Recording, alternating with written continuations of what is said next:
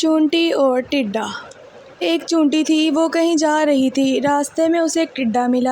ٹڈا کہنے لگا، چونٹی بہن ذرا رک جاؤ۔ چونٹی رک گئی اور پوچھنے لگی، کیا بات ہے؟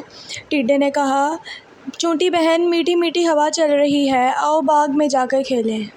چونٹی نے کہا، میں کیسے کھیلوں؟ مجھے دانے اکٹھے کرنے ہیں۔ جب برسات آئے گی تو چھوٹی چھوٹی چونٹیاں کیا کھائیں گی؟ مجھے گھر بھی ٹھیک کرنا ہے، برسات کے پانی سے گھر ٹوٹ سکتا ہے۔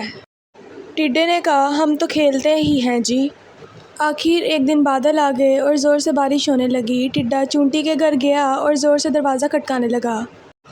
ٹڈے نے کہا، چونٹی بہن، مجھے تھوڑی دیر کے لیے اپنے گھر رکھ لو، جب بارش بند ہوگی تو میں یہاں سے چلا جاؤں گا۔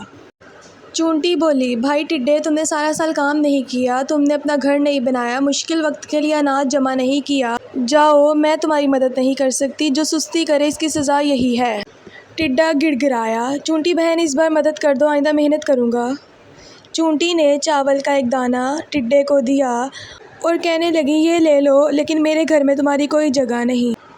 تم سارا سال آرام کرتے رہے اور ہم کام کرتے رہے۔ ٹڈا روتی ہوئی شکل بناتا ہوا وہاں سے چلا جاتا ہے۔ تو بچوں، اس کہانی میں ہمارے لیے کیا سبق ہے کہ ہمیں اس کا کام اس کے وقت پر کرنا چاہیے۔